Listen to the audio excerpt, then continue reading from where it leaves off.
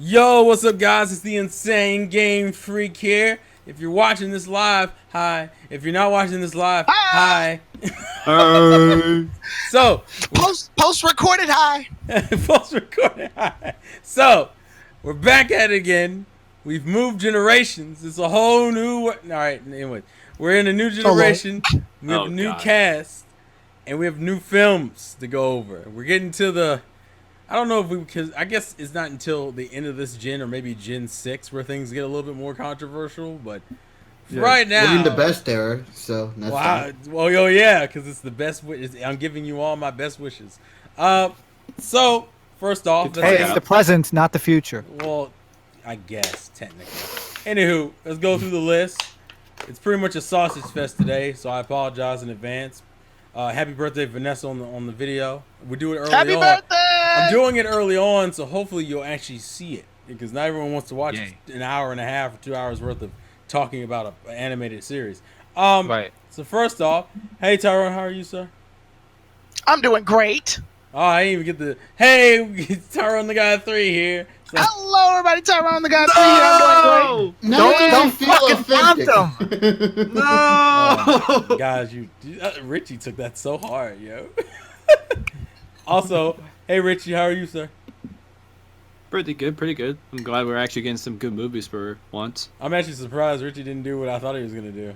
Yeah, What? I thought he was gonna mimic Tyrone's intro and do it for himself. No, I thought he was gonna do the "It's Your Boy" because he has his Guzmas with his new profile picture. I thought he's been in full Guzma mode. He probably I am. You see Richie out in the streets. He's wearing these I broken fucking gotta shades. do it right, you know. I gotta keep it fluid. Yeah, keep me guessing. Mm-hmm. Like a good woman. It's fine. Hey Wait, TSS. what? Hey TSS, how are you, sir? Only one woman. How you doing? Oh. Whoa. All right, that's a hell of a way to make interest. And hey, you over there smiling? The fuck you smiling for? Hey, I'm sorry. what you doing? How did you know he was smiling? I'm eating. Can't you see I'm enjoying this good food? Well, not. Okay. I guess that would make sense. Technically, your camera Yeah, I isn't on, guess. so we can't see you. Oh, I'm referring to the movie. Oh. Food, Well, man. then how'd you know he was smiling? I thought it was from the picture. No, that's No. my real face right there. Don't you know? Tyrone, you didn't tell me KG looked like that. He's been hanging out with Dittos again, hasn't he? I'm sorry. He's been you and your fucking Ditto love or Whooper. I sworn to secrecy. Is that Ditto, Whooper, or Quagsire? They all have kind of the same face. It's Shaman. No, it's not. Wow. No, it's not. He's trolling. It's not. It is Shaman though. No, you're shaming me right now, all right? Yeah, I'll show you. Nice. I congratulate that pun. Oh, that's It's a ditto shaman. So I was right. It is you hanging out with Ditto again. Son of a bitch. Moving forward. Anyways, so today we're doing the first black and white film. TSS, we need Japanese names, please. Okay, sure. It's gonna take a while. Let me just get like this freaking gas shit out of I know. my throat. Oh shit. Because All I right. don't want to burp while I'm saying this. So we have two movies for this movie because of course there's two sides to both movies. So the Japanese titles for the both movie 14 movies is Gekijoban Pokémon Star Best Issue Victini to Shiroki Eiyu Reshiram or Pocket Monsters the theatrical presentation Best Wishes Victini and the Light Hero Reshiram.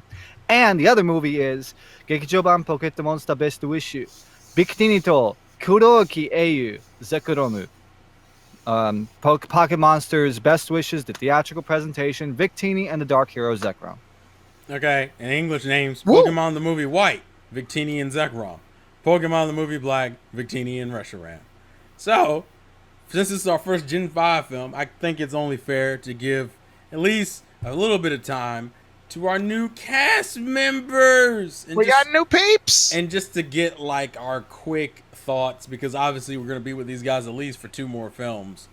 So we might as well get some quick thoughts. So we'll start from my right to my left. Tyrone, how do you feel about Mr. Silent Dent in Japanese and Iris What the hell's her name in Japanese? What's Iris' name? Iris. It's just Iris. It's just Aisu. Oh, that's one of the few names that just get. Aisu? It's rare. Yeah. We got a fair trend. That's you know how rare that is to have a name be the same thing in Japanese and English nowadays. So at the beginning, I'll start with Iris first. At the beginning, I did not like Iris in Best Wishes at all, and that was my introduction to her. I didn't really get introduced to the dub version. I hear the dub hurts her a lot more. So I didn't really care for Iris at the start because of like her team setup, the way she treats Ash, the way she's just sort of there just to be there. There's no real competence in her until, you know, towards the end of Best Wishes. At the end of Best Wishes, you can see a lot more of her as a competent trainer. So I did like her more as the series was ending versus when it started. Silent is great all around. I love this dude. He's so full of energy. He's very knowledgeable, and he doesn't back down from the fact that he's a gym leader. He's very competent as a gym leader. The dub hurt him a lot too, I heard. I think they just took his food metaphors a little too far, whereas in the subversion that I watch, he's a very good trainer. He's got a great balance, and he's probably one of my favorite traveling companions at this point. Okay. Richie? I'll start with Silent. Silent for me was definitely up there. I thought he was, to me, one of the few bright lights of Black and White, which has gotten a lot of shit. Because I personally think while the series has one of the best starts, it didn't have a great transition to the middle, and the end was just not unnecessary. But as far as Silent is concerned, I do love his moment. He's definitely, obviously he's not better than Brock, but I wouldn't say he's too far out. I think he's like number 2 or number 3 in that department, with Brock being above, obviously. So I enjoy Simon as a character. The way that he was as a gym leader, definitely enjoyed it, and I definitely love his evaluation time jokes. Even though some of them are a little bit cringy, but see, in the sub, it's called Tasting Time, which I thought sounded way cooler. I don't think it sounds cool. It actually sounds weirder, but tasting. Well, we have a whole list of that. Yeah, we do. Yeah. But go ahead. Sorry. Now for Iris. I don't really hate Iris too much. I think a lot of people attribute their issues for Iris towards towards the fact that this isn't Dawn or whatever. At least that's what I saw when it first came out in the Japanese world. Because remember, I did watch. Around that time was when I did actually just start watching the Japanese dub, and Black and White was actually my first full region where I saw the Japanese dub from the start to the end. So as far as Iris is concerned, she's not that terrible, but she's not that good. Okay. Like she has her own problems. I think they tried to reincarnate Misty into her, and it didn't work out. But that doesn't mean she has her bright moments. Like I'll say one real quick. That episode with her in Extra Drill, I think that was probably one of her best episodes for her character development, with not only herself but how she treats her Pokemon. So she's not terrible per se, but she's also not the greatest. Like, I don't understand most of the hate, but that's just how I look at it. But overall, I like these two. But obviously, of course, the dub kind of ruins it for me a little bit, but they're a decent trio. Okay. TSS. Okay, let's start with Iris first. As much as I like Aoyuki, this is I would say Iris is one of her weakest characters that she has done. At least in the very beginning. At least, it's like kodomo ne, fucking thing. It's stupid. That kind of tick, the kind of catchphrase. I could deal with the kamo from from Haruka and Daijobu from Hikari, but the kodomo ne thing, not really. I mean, she's later on she's a very competent trainer. But at the beginning, she just acted like a complete ass, and I didn't really like her until about midway through the first season. And yes, this is the first time this series was the first series in Japanese to actually have seasons in it, and that went on to Sun and Moon. But yeah, I mean, Iris later on was great, but at the very beginning, like the first like 40 something episodes, ugh, no, I didn't like her character development early on. Moving on to Dent. Dent is one of my favorite characters of this whole entire series. As a sommelier and of course a train otaku. As I'm a transit otaku myself, I really appreciated like Best Wishes 49 and 50 with the Subway Masters. It's one of my favorite two-parter episodes of the entire series of that series. But you know, just hear Mamoru Miyano say, "It's tasting time," you know, and hitting like A4s, and I can't, and I freaking squealed there a little bit. But yeah, I did like it. We have on on PM.net we have a whole list of all of the it's tasting time things, and there's like a few dozen. There's like 10. There's like a few of them. And I just love that. It's fishing time. You know, all that stuff. You know, and it's crazy. But as far as a character, very competent character. Very mature. Knows his footing. Never gets himself in a lot of trouble. Acts as a real mentor, just like Takashi did, but I think he did it one step better. In some respects, probably not in the. I mean, cooking ability they're about the same, but I'd say for like I would say being giving advice, I think he's a little bit better than Takashi. Okay, and KG.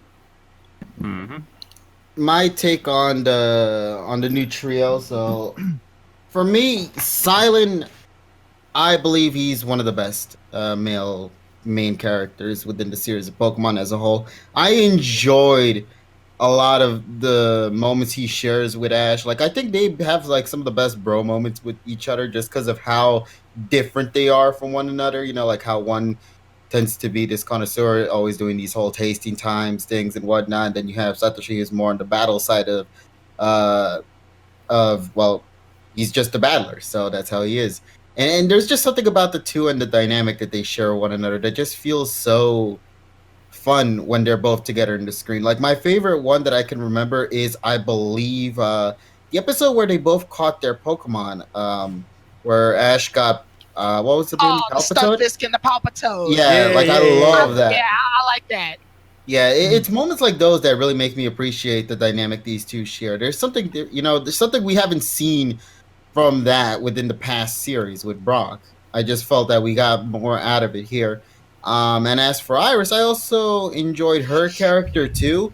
I believe she, like, for me personally, my big issue with all this is the whole they are great characters, but in a wrong series, if that makes sense.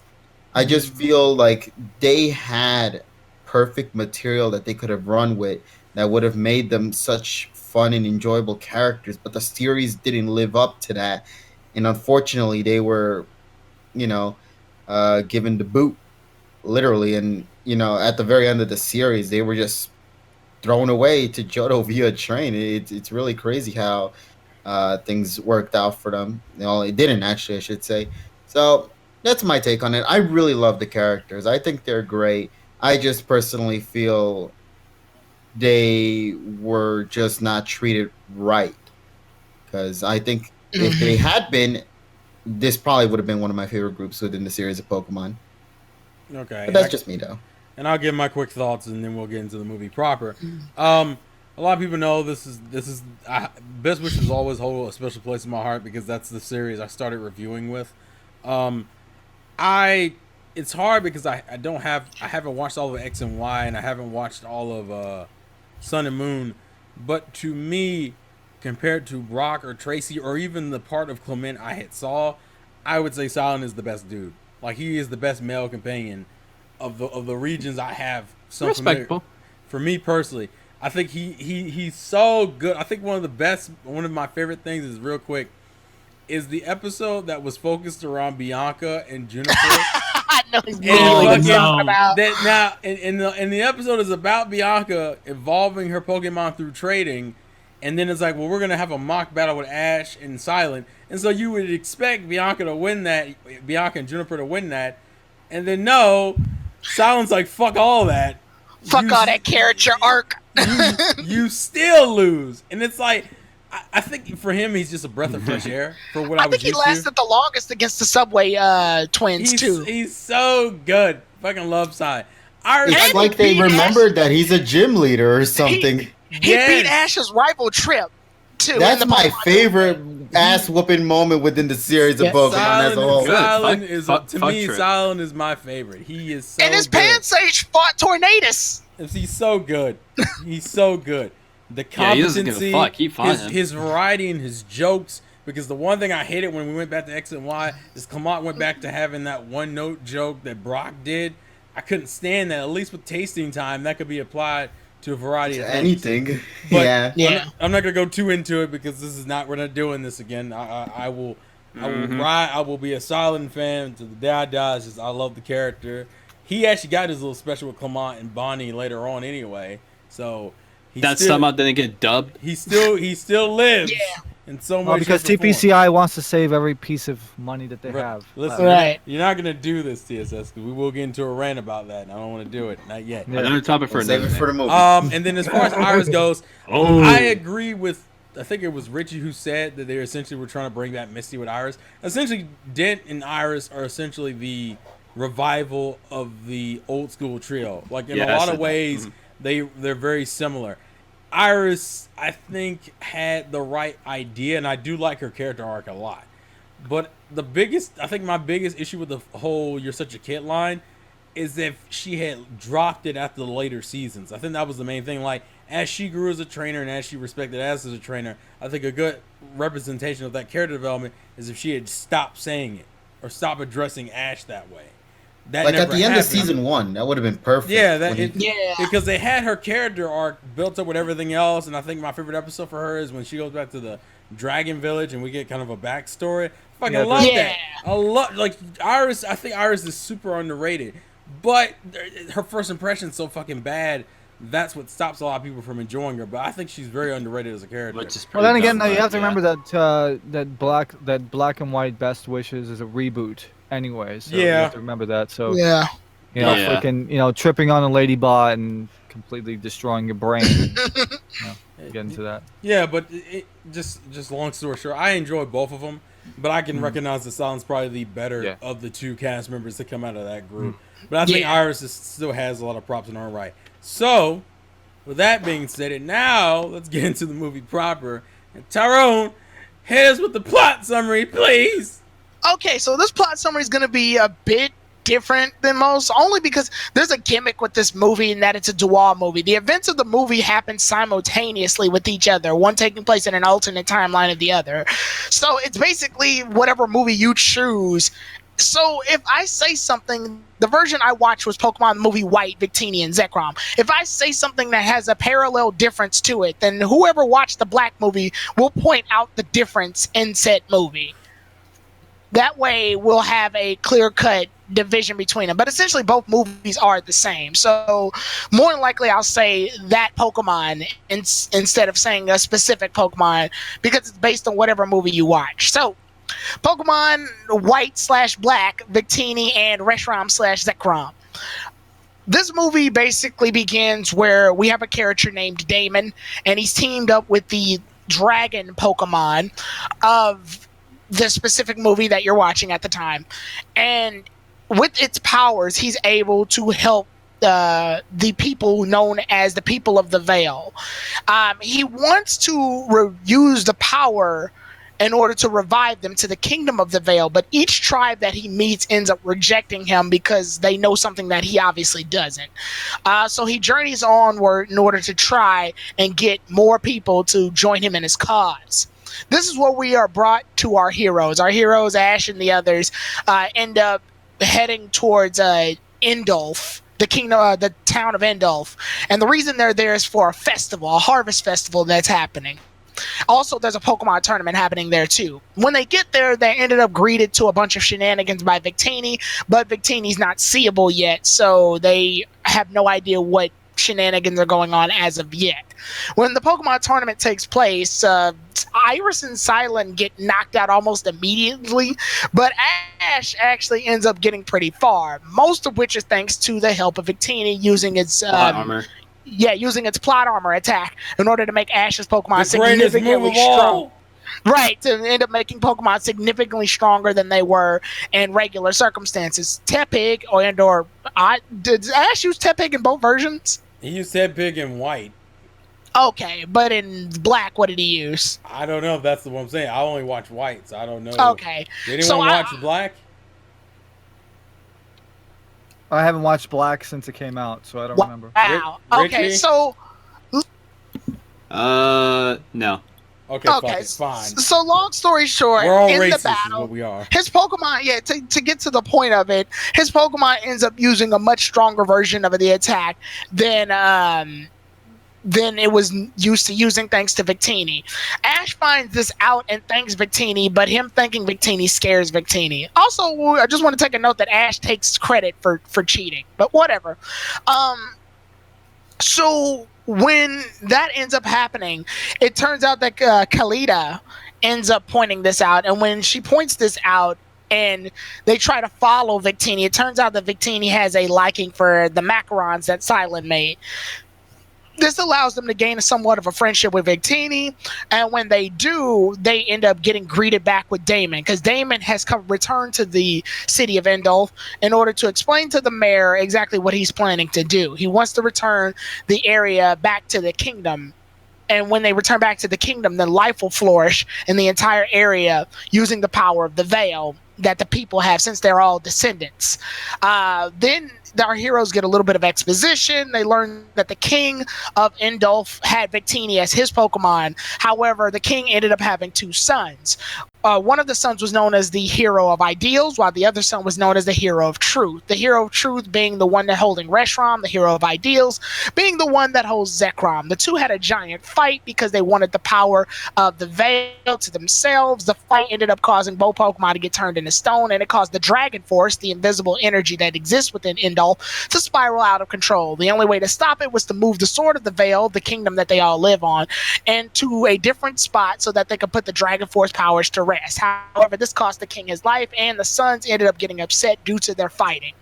It's at this point when we learn that that's all taking place, Damon ends up walking off in order to find the power of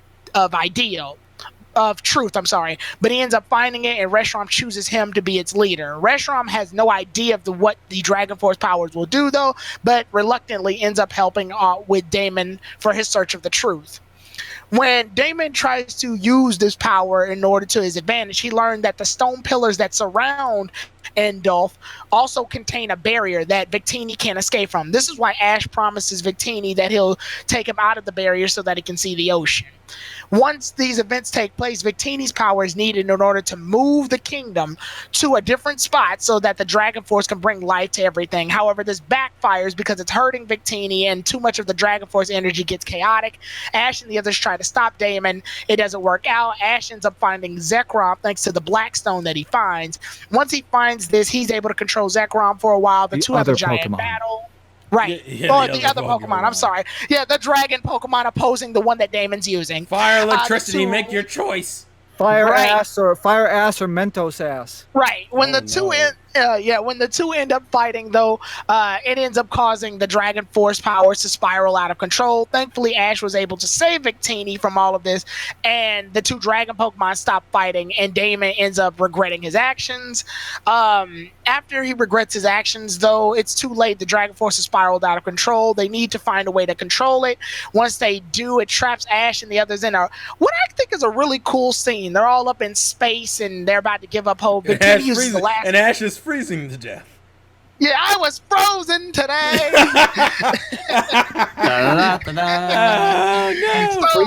So after all of that, Victini uses the last bit of his power to get all of the Dragon Force into control, but it costs its life. Once everything returns back to normal, everything's all said and done, Damon feels bad about what he's doing, and then Victini ends up coming back, and the movie basically ends after that. You forgot the most important part of that finale of the movie, though. Which is? And what's that? Didn't Ash want to take Victini with him? Oh yeah, he does want to take Victini with him, but Victini chooses to stay back in Indulf, to make all the other Pokemon that are flourished in the kingdom happy. So yeah, then we end it. Okay. There. So to give context before we start the general conversation, which films did we watch and in what language? I'll go first. I watched Pokemon.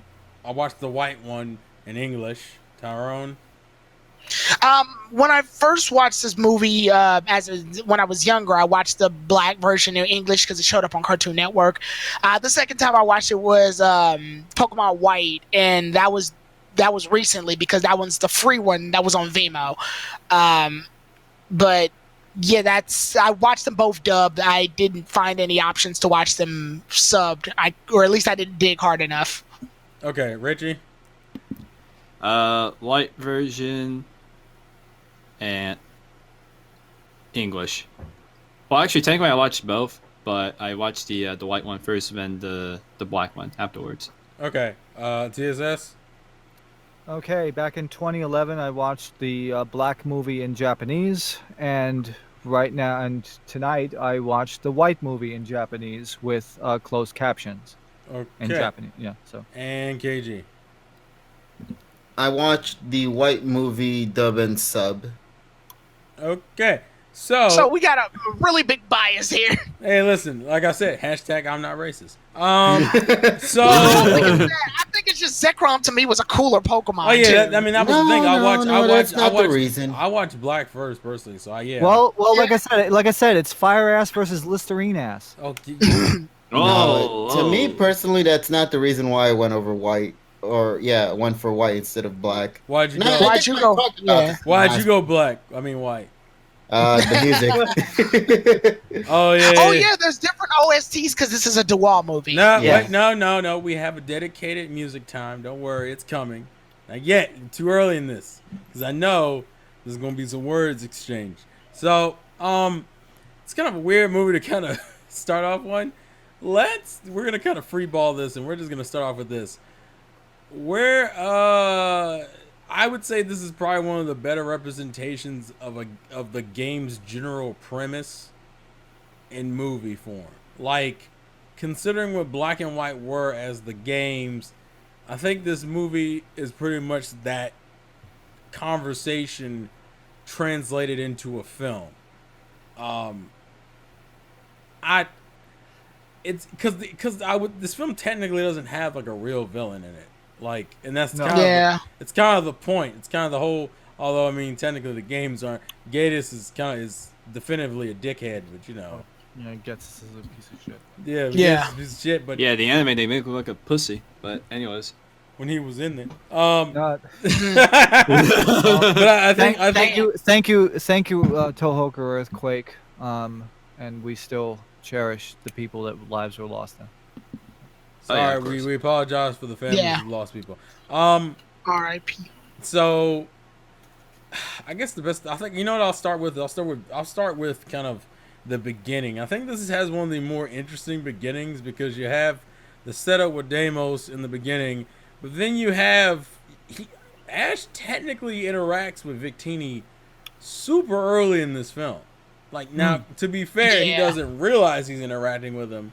But it's like in the first 5 to 10 minutes. It's almost as quick I think it's almost as quick as the Zoro film, actually. Yeah. I think the thing I like about the beginning primarily is the fact that it starts off with him saving the Deerling, kind of showing his personality traits early on. Although this is also the most childish he is in a while. Yeah. Rebooted. I mean, that's what happened. Yeah, it just felt off. I don't know how people felt about it because that was kind of the weird. That was one of the things for me anyway.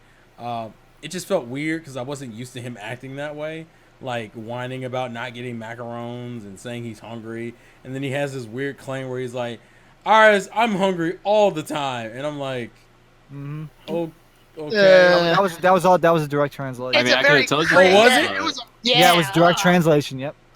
It's a very cringeworthy scene. Yeah, I'm just not used to him acting that way. I don't know. It was a little off-putting. To be honest with You're you. used to Ash showing and not telling. Yeah, because he also. I think it works for the emotion with Victini scenes. I just don't think it works for like the comedy scenes. I don't think, or maybe that's just me. I don't know. I don't know where everyone else is at with it.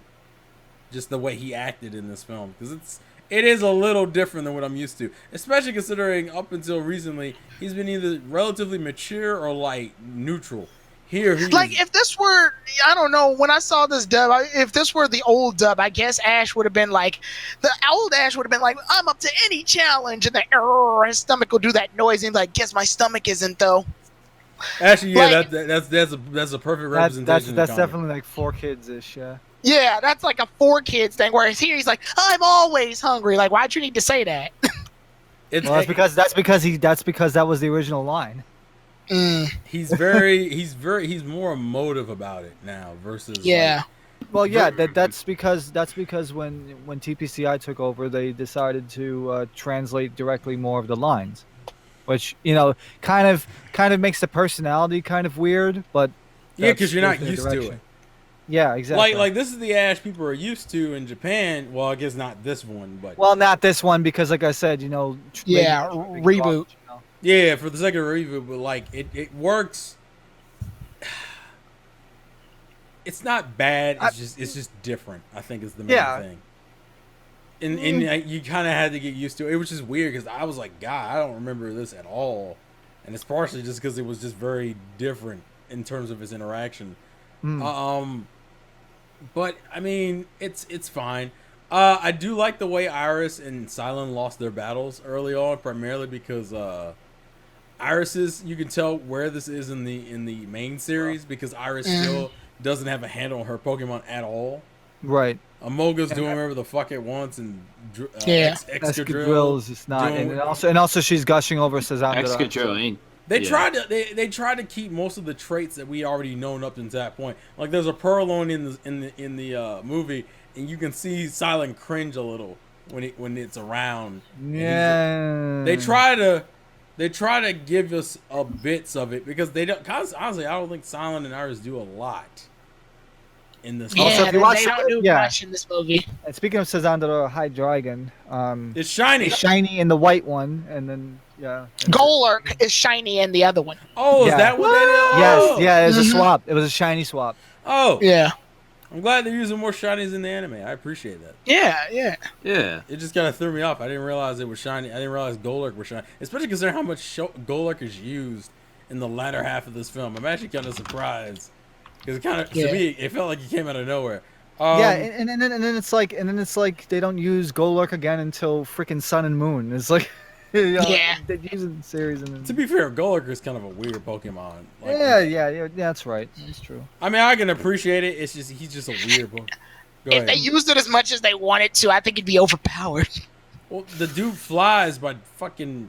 Yeah, it's a giant flying golem Pokemon. It's like, the fuck are you doing? I'm a ghost. Fuck you. Get away from me. I'm a ghost, motherfucker. Oh, no. Hey, Richie, relax. I know you've been sipping on that Guzma juice. Calm down. It's your boy. Get to the chopper. So I guess that's kind of getting to some general thoughts. Where is everyone at with this film for the most part? Like it, dislike, love it, hate it? It's okay. I mean, it's better than fucking Shaman. So. Yeah, but that's not saying a lot. Wow, Yeah. That's big. I generally enjoyed myself watching this movie. There are some big problems, and the dub is responsible for a large part of it. Because, like what we mentioned before, just very cringeworthy things that they say, how they say it, and So you wanted less direct translation? Is that what I'm understanding here? Well, not even just that, but the direction. Like, there was a lot of moments where I felt like they were really baiting events up. I think it's because Tim Kirkno was the ADC at that point, and that was before Tom Whalen did it. I mean, Tom Whalen at least started to turn it around, and then that happened. There was a moment where Ash is happy that Victini helped him freaking cheat in the tournament, and Ash is like, "Thank you." And then he kind of seems out of character because of it. Yeah, And when Victini got scared, she's like, "Aw, you scared Victini." Like, why did you say it like how that? dare you? That's some Piece of Like- shit. It felt like I was watching a preschool level show. But, I mean, it does kind of match the kind of immaturity that the reboot kind of had. I Right, mean, like I said, when I right. watched Rika perform that same lines, it's like, well, I that's mean, the same. It's Best Wishes Satoshi. It's like the reboot, so it was consistent, but some people are not used to that. Like, I wouldn't mind it that much until we get to the scene where they're like in freaking almost space, the troposphere, and Ash is like freezing to death. Yeah, I think that's some of his better. I think That was the best. Yeah, that was the best scene. I think her lines are better. She does okay she does better in the emotional, like when she feels bad for Victini, and when she's quote unquote dying. I think those are the better sequences. But like the comedy and the seriousness kind of don't work as well as they're supposed to. I'm kind of where you guys are at. I don't necessarily love this movie, but I don't hate it by any means. It's just kind of okay. Yeah, that's my position on it. I don't hate it. Don't love it. KG, you any different or? No, I feel the same way as everyone else. I enjoyed this movie. I think this was a good start for the Best Wishes series in terms of just starting off with a double film. I still don't understand as to why they had to do that. It's just a gimmick. Yeah, it's a weird. They wanted to try something different, and it was okay. It was an okay. Yeah, and mostly because Black and White's whole theme was monochromatic. I can't even speak. Monochromatic. It's a monochromatic approach. Best Wishes is supposed to be like Black and White is supposed to have the largest differences between two games. I think Tyrone was having a monochrome spasm. That's why he had right. Oh, but aneurysm. Because I believe out of all the video games, Black and White have the most differences between the two. Yes. Yeah, it does. Yes. Yeah, but that's Like, because of the whole truths and ideals, which I think they placed in this film. Yeah, Fortunately, I never got to see the other version, so I can't actually follow up on that. It made you really appreciate you buying another game instead of buying I could have bought that too. It's the same game. Yeah. Mm-hmm. It's the insane game for. No, I'm just playing. Oh my goodness! No. Terrell plugs himself in videos. Guys. It was the weirdest. I don't know why I thought that worked. It works all right. It's fine. Yeah. So, I guess we should probably talk about is the Victini. How do we feel about the Victini? Because I was surprised. Not annoying. I'm glad they didn't make Victini talk. I actually think the disappearing makes sense because it's half psychic, if I remember correctly, well, right? To be fair, the whole telepathy happened between Reshiram and Zekrom, so that was the substitution for not having Victina. I think Victini works I think it helped that Victini didn't talk. Because I think a lot of the genuineness of its scenes work better because it doesn't talk.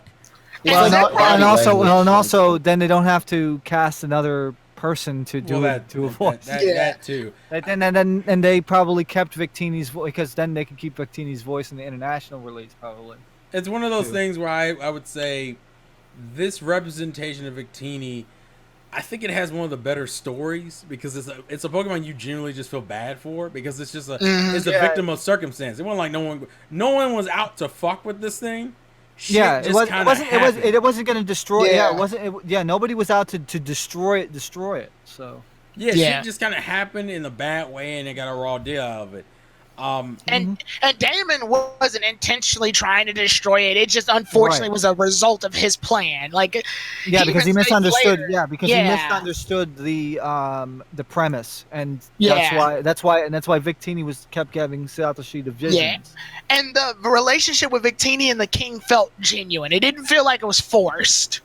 Right. Yeah. That was pretty sad. Not gonna lie. Feel it. Yeah. I will say that was I got relatively emotional in this one because I felt bad, especially when I think it's the dream sequence where it's sleeping with Ash in them. That shit hit me hard. Because you kind of could see that it kind of blurred the lines between a dream and reality. Yeah. Because it's dreaming about its past essentially. kind of in a way. And it on top of that, it also made the earlier scene where Victini freaked out because it hit a barrier. It freaked out and ran, and I was like, Yeah. that's a little weird. And then you go back and you see the scene, you're like, oh, that would explain it. Because that barrier became essentially a source of trauma for 1,000 years. And they cut layers deep into Victini too. It's like, yeah, it's trapped in Indulf, but it's not necessarily a bad thing because Victini hangs out with all the Pokemon that are in Indulf because of it, though. Right, yeah. So it's not like, yeah, it's trapped, but it makes the best of what it's got, which I feel to me is a lot larger of a layer than any of the other Pokemon, tiny Pokemon that the heroes have dealt with, the mythicals. But that doesn't mean the shit goes away. It doesn't mean the reality ever leaves it. That's why when it's sleeping, it's reminded of the same situation it's in and has always been in. And the fact that when I think the scene that fucked me up was the scene where Victini, when the pillar started moving and Victini is running away because it knows it's about to get hit with the shield again if it doesn't get away from it. And then it gets and he sees Deimos and he thinks Deimos is the king. And it's like, oh no, don't do this. Yeah, hallucination. Right. And I'm like, fuck you, anime. So I give it a lot. I think the Victini stuff is really well handled, personally. Yes. Yeah. I don't know. It threw me off because I wasn't prepared. I didn't remember feeling that way about Victini when I first watched it, but it's been a while. Yeah. So I'll give the movie a lot of props for that. Out of all the mythicals, I think Victini's my favorite movie wise. I'm thinking it's up there at least. I can't. If nothing else, it's up there. Just for its movie representation, it's up there. Yeah, and we're just talking movie alone. I'm not. Also, wasn't it like also one of the last mythicals to have an in-game event? Because like all the other ones are just given to what are the ones after? What's the Kalos mythical again? Isn't that Diancie. Yeah, Diancie. Diancie, and also you had Volcanium was an Sun and Moon, right? Or was X and Y? No, that's X and Y. No, that's Kalos. That's Kalos. Yeah, that's Kalos. So Volcanium. And no, but I mean like actual in-game event. Like you actually did shit instead of them just giving it to you. Oh, that. Oh, yeah. How did you? Yeah. Actually, how did you get Diancie? They just gave it to you. They just gave it to you. Yeah, because Victini was an island thing where you got it if you connected to. Yeah, I remember that. And Sun and Moon doesn't have. I don't think Sun and Moon. Yeah. You had to do it within like the first, I think, 5 or 6 months of the game's launch. Yeah, Sun and Moon doesn't do it. They just give you codes. Give you the Liberty Island pass, I think. Yeah. I remember that. Yes. Mm-hmm. Yeah. And that was the only time you can do it. So I guess moving on. How do we feel about? It's weird. I guess I would say, how do we feel about our villain / movie characters for this film? Because the mother and daughter are not like super relevant. They're okay. Yeah. I mean, they do stuff. But I like fun. At least they stick around. At least they stick around and not actually go away after 5 seconds. Well, that and they're also related to our antagonists. Mm-hmm. They're the mother and sister of Deimos, which I guess let's talk about Deimos. Who? Our villain, kind of, sort of. Yeah, that's what I'm saying. Like, I don't even see him as a villain. He's just more of like a misunderstood. He doesn't even feel like a villain. I know this is gonna sound so weird because we're reviewing Black and White, the movie, but he walks a gray ass line in between good and evil because he's doing it for his mother, which is a justifiable thing, but he just is unaware of what he's doing. But he also is very adamant that, once he trapped Victini, he was like, sacrifices have to be made. And you're like... Well, but by the time he's touching, the water of evil, he immediately, it's immediately over. It's over before he gets a chance to even embrace it. Yeah, he never doubles down on it. Yeah. I guess he's fine. It's hard, because he's not... I think that's the whole point of this movie, though, is to make him like that, because, even his weird hair design, it's supposed to be like the crossroads between truths and ideals. What is right? What is wrong? Who is right? Who is wrong? Right. So, you know what? If it's for the theming of this movie alone, I say he's an all right character. I get it. Yeah, that's kind of where I'm at. The rest of you guys, thoughts, opinions? I mean, Dredd or Damon. You bastard. Yeah. I mean, to be honest, yeah. I mean, yeah, the black and the white hair. I mean, that's kind of funny. Probably also saves production cost, right? Oh god. Yeah. Um, the character is okay. I mean, very strong-willed character. At least he had a goal for this movie. At least it's not like some half-ass. I mean, I wouldn't say it was a half-assed character. I think he had decent development, but um, out of all of the quote-unquote, well, I guess the enablers. I guess you can call it an enabler of the whole plot, right? Not bad. I would say it's probably in the middle of the road. That's how this Not, movie feels. Very middle of the it's road. very Which is middle so of the ironic road. because when the movie starts, they hit a fork in the road and they got to choose which side to go. Do they take Yeah. different directions depending on the film? Yes. Yes. Ash, in the white movie, the others, they take the left. In the black movie, they take the right. Okay. Cool detail. We appreciate these moments. Mhm. Yeah, beautiful. I think that's. I don't know if Richie and KG have anything else to add because we've kind of hit the main point. He's fine for what he needs to do. He had a goal, and he attempted to do it. It just didn't really work in his favor, unfortunately. Mm-hmm. He does redeem himself. I mean, he helps stick the Well, he sword rights back where it his own belongs. wrongs, so he writes his own wrongs. Yeah. And he hasn't harmed enough people to like deserve a punishment Yeah, that's for it. Damon, Dredd is not like Butler. Butler is more of a. You kind of can tell that he's kind of a. Butler's like a Yeah. sympathetic villain more than anything else. Yeah. Yeah. But I wouldn't consider I couldn't consider Dredd or Damon a villain. I would consider just a person with a goal, and he was just. And he Yeah, that's just why they're not turned out really the wrong. same. No. That's why I like the whole concept of the truth and ideals kind of like mixing into the whole plot. I like the idea, but the problem is, and there's always is a problem with the anime too. They never double down on it like the games tried to do, so it never gets taken to an extreme where it can actually be. Because like, let's be real, the concept for Black and White would have made for a really good anime and movie adaptation, but it's Pokemon, so they never go as far as they could have with it. So it's like I watch it, and the best it can be is kind of just all right. Also the problem with it is that the truth and ideals symbol is very vague, and it has to be vague so that you can watch both movies and still like understand everything. They have to be vague for the sake of the plot. Yes. So, but I think in the problem the other issue is they had to make 2 movies, so they can't stray away that much. Right. Yeah, they can't move away from the script because essentially these are the same movie just with different coats of paint. So They tried to mimic the game itself, but when you're only stuck to an hour and 20 minutes, it's You can't do difficult much. to get much out of that. I think it's a fine effort. Oh no, I'm not saying it's a bad effort. Good. You know what? Is it sad that I feel like Damon's character is what is a slightly better version of what they did with N in the anime? Now they'll never reach the level of the video game. That N is on a level all his own, but this is like the closest they're gonna get. And I guess that's probably the sad reality is that Right. we can get better, but we just can't get But there. but we choose can't not to. get as good as we've seen. It's kind of like the game is a cake and the movies are like cupcakes, and you're like, That's a perfect description. and it's like, Perfect analogy. it's close. It's close enough. I can see where we were going with, but I kind of just wanted the cake.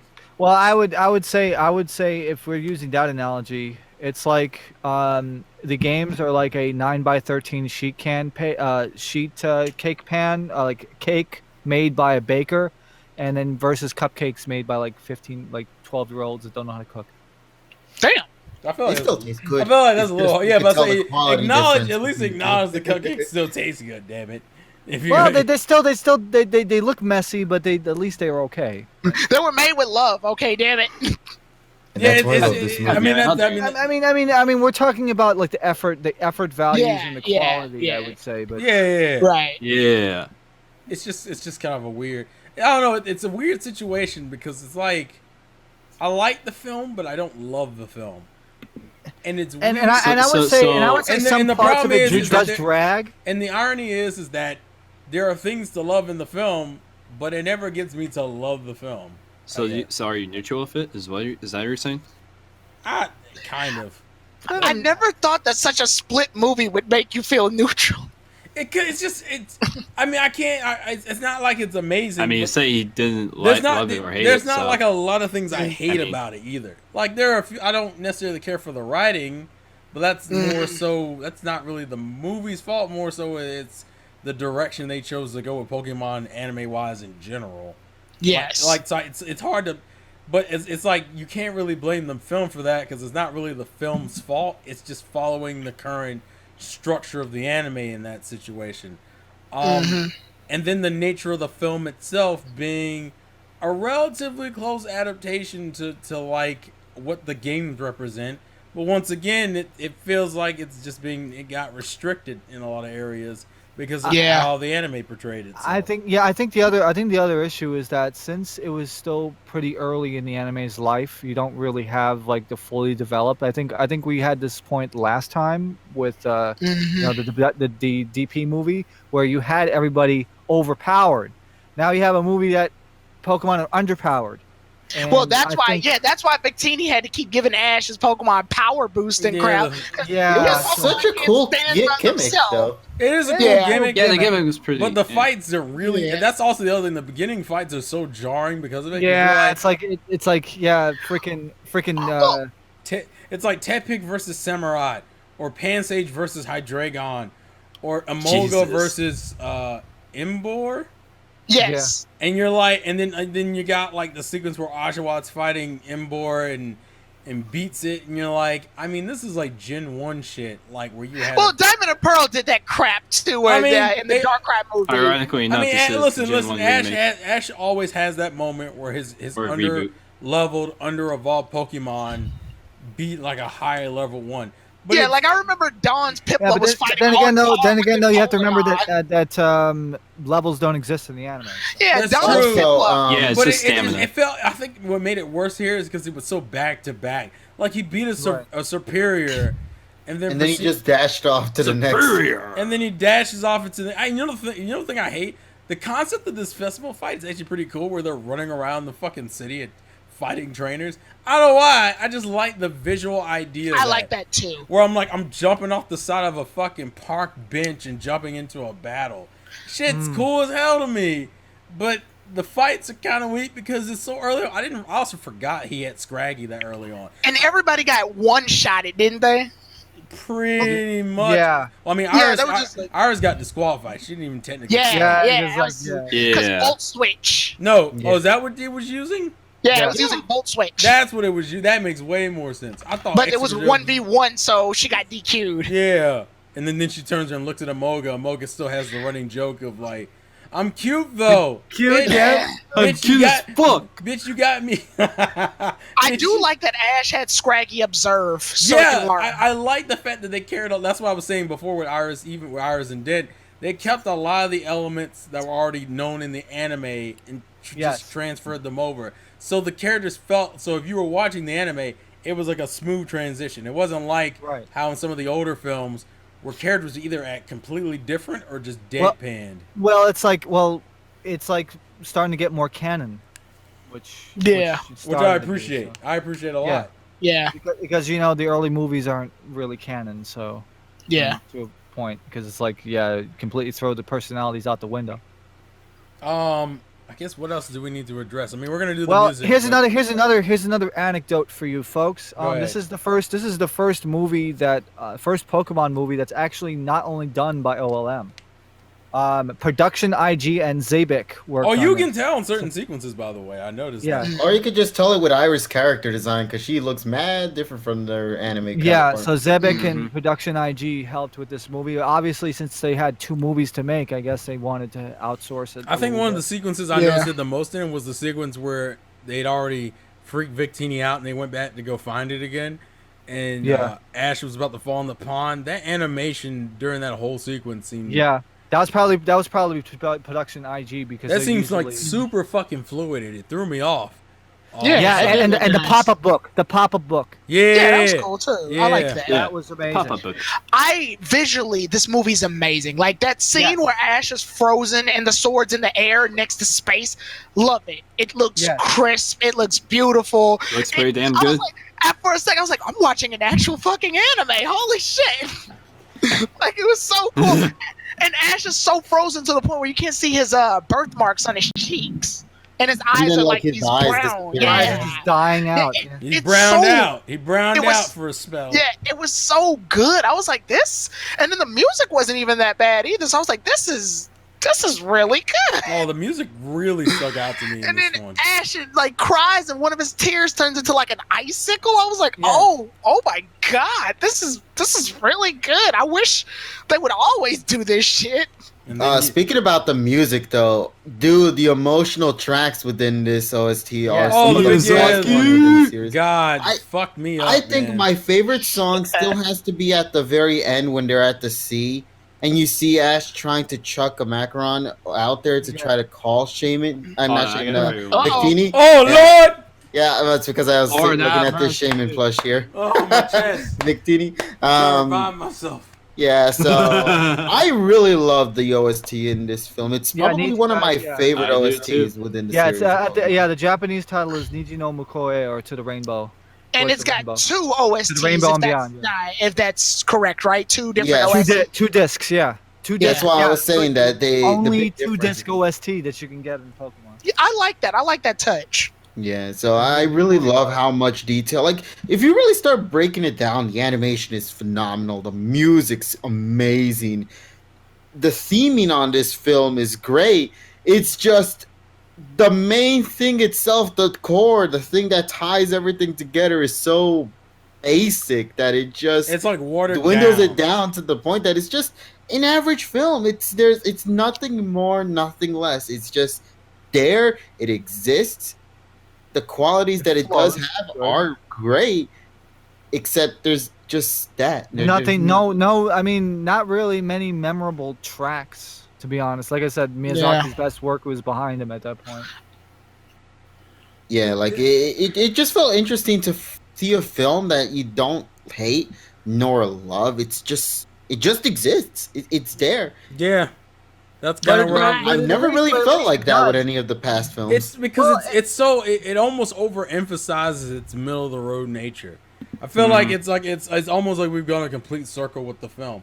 Like there's a bunch of shit that's cool about it, but there's like a bunch of missed potential, and then you hit the middle and you're like, I guess it's an okay film, and you're like, that's weird. I haven't felt like like what was the last film you felt like was just okay in the Pokemon series?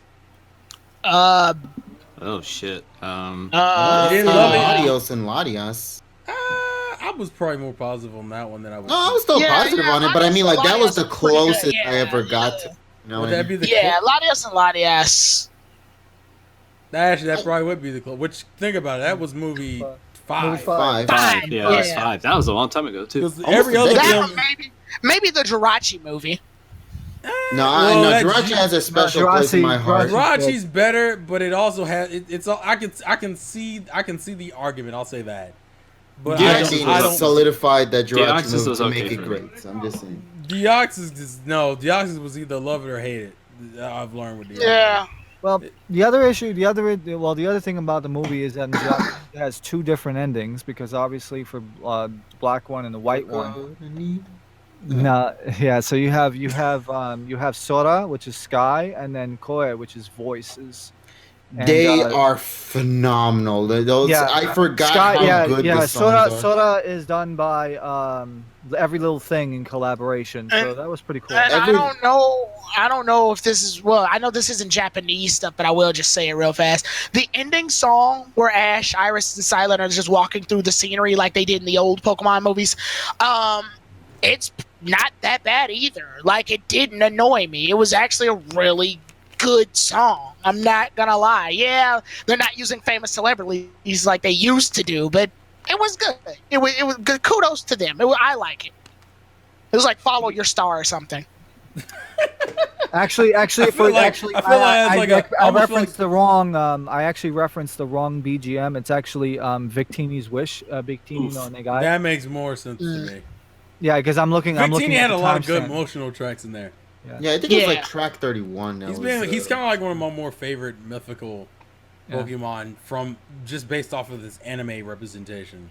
Right. Yeah, they did the Pokemon justice in this film, and I think that also works at the fact that it doesn't talk. I think just allowing it to sort of communicate its emotions via its movement and animation is, I think, what really it's also one of those Victini's Pokemon character. that isn't represented by either being overly cute or like overly like dickish. It's pretty middle of the road. Like it's not mischievous at all. Like it's just it is what it is. It's different. It's different from like Zora, where like I felt bad for Zora, but I felt bad more so because of what Zora wanted. He wanted his mother, quote unquote, or a mother figure. I don't know how we want to describe that, but Mima, basically. But like with Victini, it's more of a I'm happy, but I'm also masking a bunch of pain that I got. I want to see the sea or something like that. Like, and I can appreciate that, especially just to make my little personal reference. I'm a huge fan of the anime One Piece, and I think a backstory that always fucked me up emotionally was Brooks, which the premise is simply he died with his crew, and for 50 years he was stranded by himself alone on a ship that he couldn't get off of because he would drown if he got off the boat.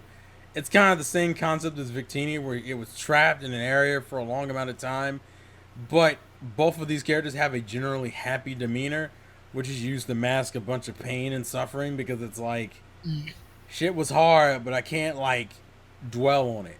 That shit, I just gotta keep moving forward. Yeah. Like, to me, I think Victini is the best part of the film for me personally. Yeah. Like, and that's because I was surprised how much I almost got choked up in certain sequences, but that's why I felt emotional for him when Victini was gone, because he was that close to reaching his goal and then to suddenly vanish. Do we say that Victini's quote unquote dead? Because they show like a scene in the credits where he like meets the king again, and I can't tell what that scene is. That implying that Victini's dead? What is that implying? Well, at the end of the movie when Ash throws the Macaron, it's back. No, I mean like, but in the credits. Oh, that. What is that? I mean, I would interpret that as that. Like, I think that would be a good, like, his spirit's finally laid to rest after coming that far close to the sea. Now that it's seen the sea, it's going to be with the king. Like, I like to imagine that's its ending. That's a rather sad ending now. I know, it's like it's like you finally been free and then you die. At the same time, though, I feel like sometimes we don't need to have happy endings all the time. Sometimes a sad ending helps you grow as a person. So, it's so strange just how, like, positive we are towards the film, yet it's still basic. It's so weird. It has so much good This happened before. This happened. I think this happened with the Jirachi review too when we were talking about it. We fucking talked about the Jirachi film and we were relatively positive on it, but we still kind of came out the film going, yeah, it's all right. And it was like, how the fuck did that happen? I think because this movie has all the tools necessary to be a great movie, it's just because they have these limitations that hold them down. They can't be the greatest movie it could be. It has to stick to its whole bottled down Pokemon formula, and thus it can't be as great as it has the potential to be. Because, like, I was gonna say, ironically enough, I feel like this movie has kind of a weird, like, I think I can't say anything about the Genesis film because I haven't seen it. But I also know I know the next film has an interesting subversion towards the end of it that kind of fits in line with trying to be a little bit different, but not like too different. And I'm curious, I guess.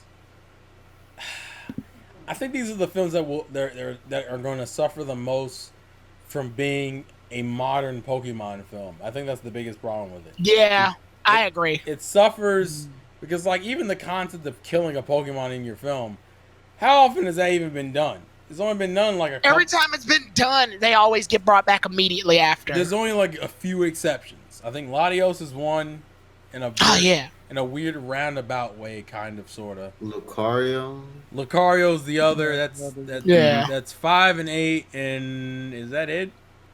That's about it. Yep, that's about it.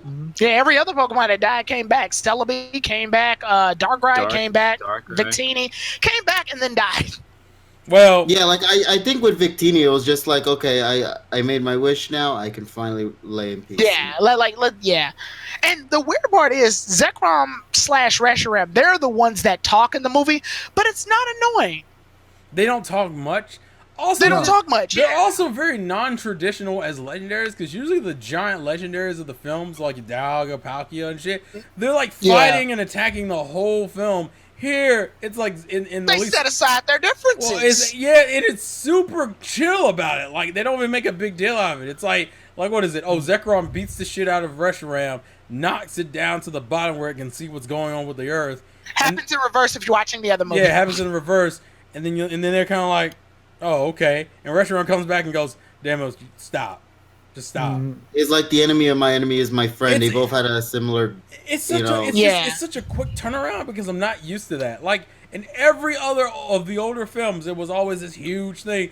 We got to figure out how we can calm down Moltres and Articuno. We got to figure out how we're gonna calm down the legendary of this particular area. Like here, it's just like, oh, okay. Yeah, it's like these two were always bros, and they're just like, okay, no one. Yeah, their trainers were bros. That's like, and they realized they didn't know that the result of their fighting was causing damage to nature. When they realized that, they got their shit. Yeah, they got their shit together, and that's a surprising amount of growth for a fucking legendary Pokemon to me. Who never have their shit together. And they just roar and then just fucking fly away. And they actually help. They stop the sword from like crashing into the earth on some Sonic and Shadow type shit. And I'm like, this is good. Like, this is legitimately good. And then they don't turn into stone anymore. They just fly around the world free. It's just weird. But I like it. But I like it though. No, I'm not saying it's bad. I'm just saying I'm just not. It's so different from all the other films. It's so sad that every Pokemon and person in this movie had a good result to what happened, except for Ash and the others. The Ash and the others just sort of existed in the movie, but everything else grew. Good. Yeah, everything else grew in this movie. So I still like wish that. Ash got that Victini, man. I'm just relax. Listen, and I also like that Ash could ride whatever dragon he talked to at the time. That made sense because he was the chosen one. I like that. It was a video game moment where you use Zekrom or Reshiram to fight and Zekrom or Reshiram. I like that. You know what? Cool. I wish we got a sequence of when he was riding the dragon of whichever film he was in. Iris had a sequence where she was jealous because she was like, I want to ride the dragon. And she was riding on Hydreigon, though, with... No, you sit the fuck down. With what's her name. So I like that attention to detail. Yeah, like I said, like they tried to give Den and Iris their sequences that kind of like played to the characters we already knew of. Yeah. It's just that they're not really that important in this film, so they don't get a lot of those sequences. Yeah. Is there anything else we need to address? No, I think not really. I think we talked about the ending. We talked about the both endings. They sound pretty good. I mean, they're average. They're average endings. Again, it pretty much goes with the whole movie. Average, you know. Yeah. I like it, but I have no choice but to agree with it with the average comment, because that's when you're bound by a Pokemon movie's limitations, you wind up not living your fullest potential. The biggest problem is these endings weren't anything special. Right. It's not iconic. Yeah, I ended up feeling awkward afterwards. Yeah, I mean, that's why I said, like, when I finished the film, I was just kind of like, well, that ended. Yeah, I kind of felt weird. It's the kind of the endings that sound where you would legitimately leave the theater because it was just basically just background and nothing special. It's just a weird. That voice crack. No, that was phlegm. Ew, I hate that word. Welcome, Phlegm, to the show, everybody. No, stop saying no. Oh God, what, really, Tyrone? That's your trigger? The word phlegm? It sounds so gross. Wow. Yes, it is. All right, fine. All right, Yeah. so I guess All right, if we don't have we done. anything else to really address, let's go ahead and get to the ratings. Nope. Final score. Let's start with KG. What you give it and why? Jesus Christ, Richie. KG, you eating not tacos again? KG? Did he go away? KG, what happened? He Okay. walked away. Okay, fine. He walked away. Yeah, you're all right, Sorry, all right. phone call. Oh, You're okay. garbage. Hi, How do you Mom. rate the movie? Give a You rating. rated and why? Oh, he's on the phone, so let's. Okay, then TSS. All right, Yeah, let's we'll skip go it. All right, back to no. him. All right, All right. TSS, you go. Okay, 7.5. Yay! Better than average. Considering that they oh, and phone call for me too. Fuck them. Oh my What is god. going on? Yo, what is All right, hold on. Let me just text message. Ooh. Say like 10 minutes. All right, there we go. We're trying to be professionals here. KG, There quick, we go. how do you rate the movie? Oh, Okay, I go give it ahead. Go ahead, you let's go see. first. What? Let me see. I'll give it a 7.5 out of 10. That's exactly what TSS said. Why? So explain that, and then I'll explain mine. All right.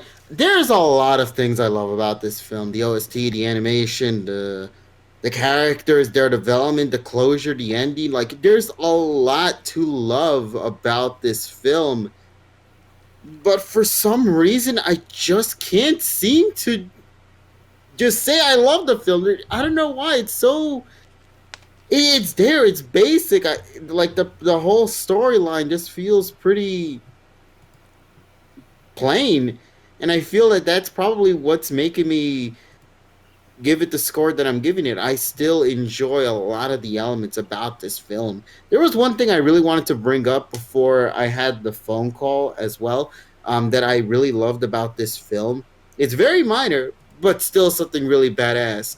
And that is these two films, they have different opening themes when they play for the first time. And I have to say, the Zekroms is probably one of my favorite opening themes for a Pokemon film. So if you haven't heard the OST for this, please listen to it. It's fantastic. I absolutely love both of these. And yeah, like I mentioned, this film is just there. It's still fun to watch. It's just you'll just come out of that movie after you finish watching it and be like, okay. And it is what it is, I guess. Yes, okay. Yes, okay. Yeah, that's all I gotta say. Sorry for the wait, guys. Okay, TSS. Okay, so the reasoning behind my 7.5. So it's just average. I would say there are a few things that I didn't like about it. Like there are some sequences that did drag a little bit. And once again, we got a little bit of the movie 12 syndrome where you see the same scenes a couple of times. I know what you're talking OST, about. yeah, the OST is fine. It's a fine example. For the fact that they can create two movies that are decent, and tell the same and relatively the same plot. It's fine. Like I said, the ending themes for either of the movies, nothing to write home about, but it's nothing too bad. It's not annoying like freaking Lovely Boy, At least it's a song that's the music that's there, and it pretty much slides in with just an ending. You just observe what's going on with the animation in the background while the credits are playing. Characters are okay. Very good scenes, great animation, CG. Like I said, the pop-up book, and then the spires, and then the water effects, as we mentioned before. So yeah, overall it's pretty decent. So 7.5. Richie. I hate to be a broken record, but 7.5. Why? And the reason broken record, I get it. But anyways, for my reasoning, and I'll try and be a little bit more different, although I'll probably fail. I do agree with a lot of the points that they both said. The OST was emotional. I say this movie was like one of the few in the franchise besides Zora and Lucario to a good degree that actually got me in emotion because of either a certain moment or the way you connect to the character in a way. Like it's like you're saying, "Damn, you feel bad for it and stuff." But anyways, OSC was good. The animation during a good amount of it was pretty good. I actually wasn't even aware about the other two studios or whatever TSS was mentioned earlier was true. I just thought maybe it was the same people, but just doing double the work. But that's no longer the case.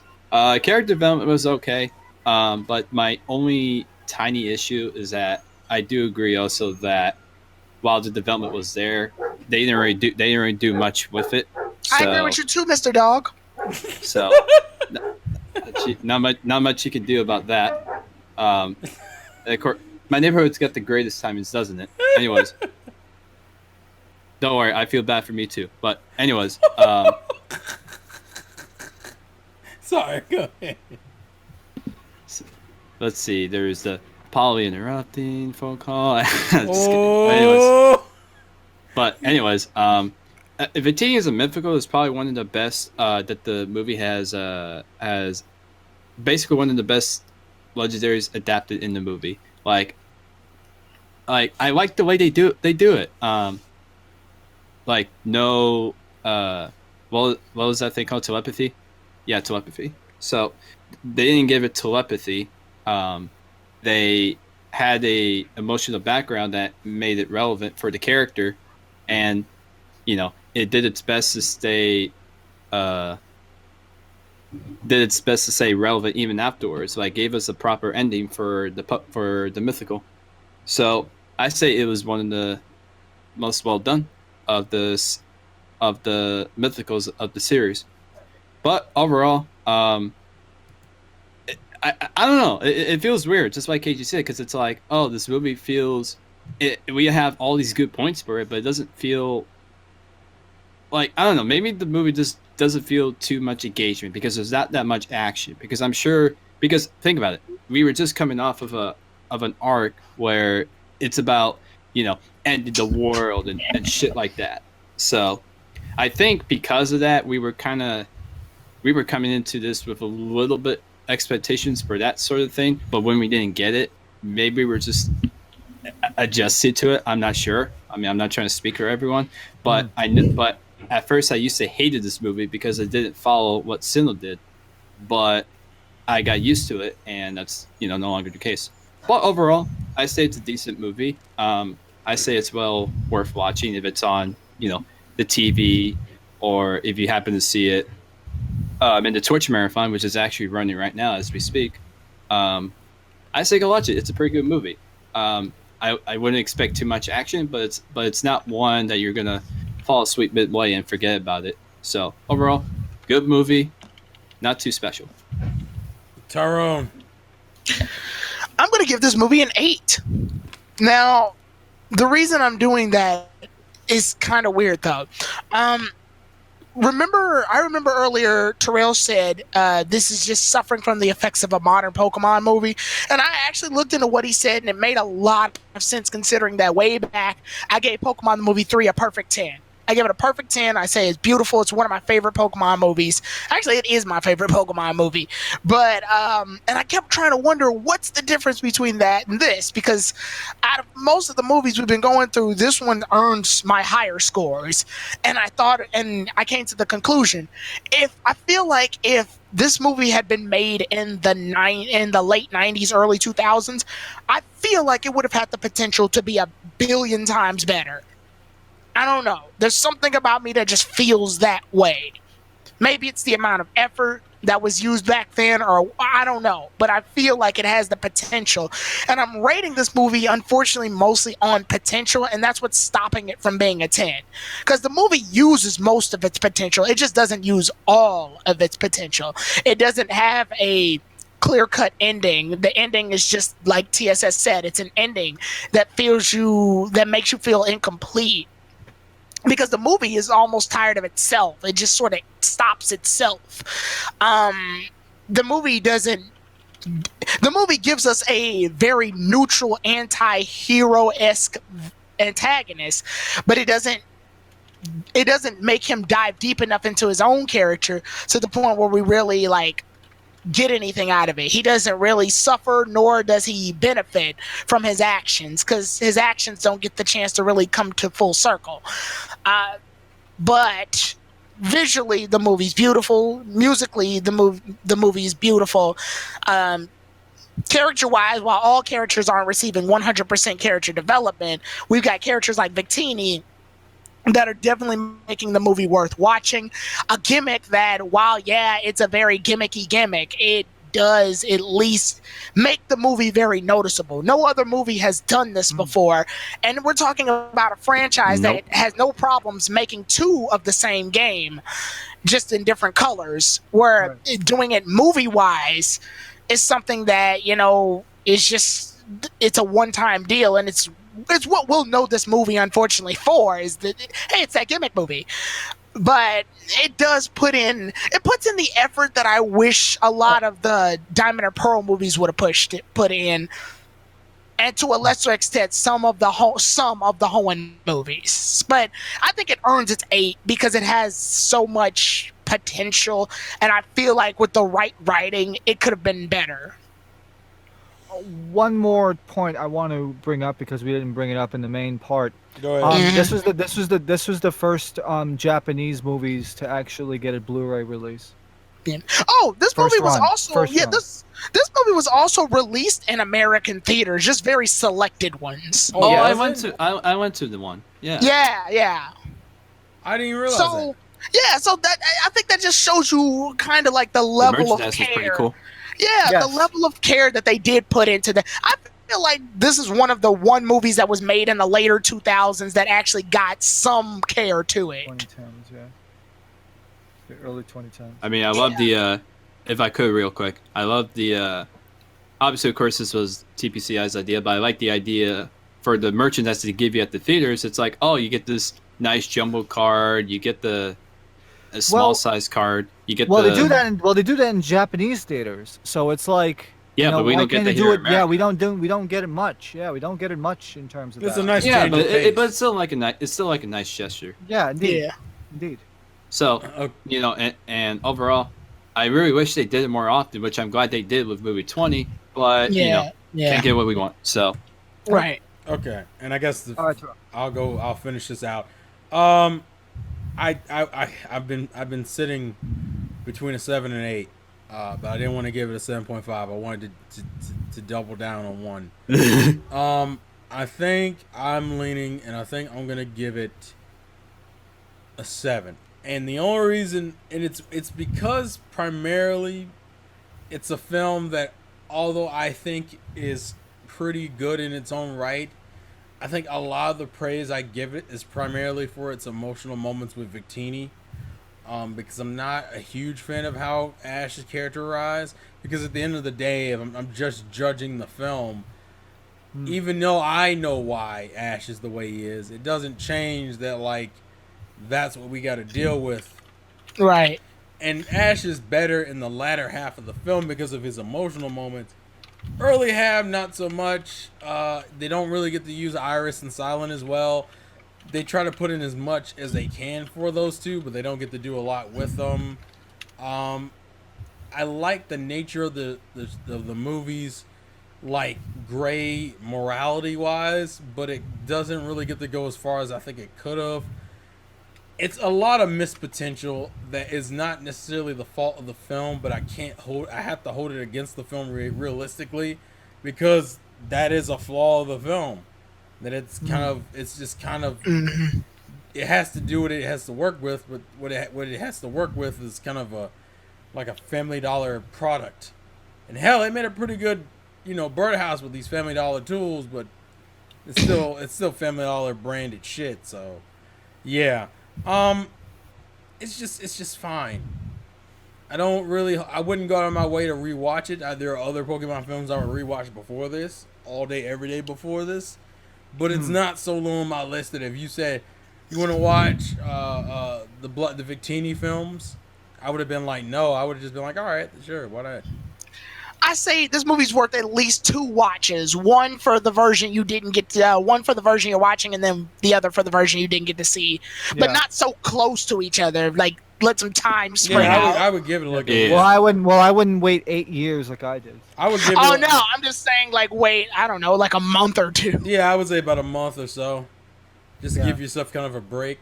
But yeah, that's our general thoughts on the Victini films, the black and white Victini films. The next film we do will be Keldio's film and Kirim, which is kind of a weird mashup. The Three Musketeers and the damn dragon who becomes pretty integral to black and white too. Honestly, one of my favorite films. This has been, I will say, it's one of my favorite modern films. And we get Vic Mignogna, the horse. Well, listen. We In don't speak of that 2019, anymore. we can't have this conversation right now. And you I like should know- Showtime better, by the way. Anyway. Yeah, okay, we're all going Japanese for this one. Okay. Yep. Okay. Are we? Wait, what? Are we? Why did this happen? When did I sign the agreement? And for the folks wanting to know the Japanese title of it, it's Gekijo Ban Pokémon Star Best Wishu.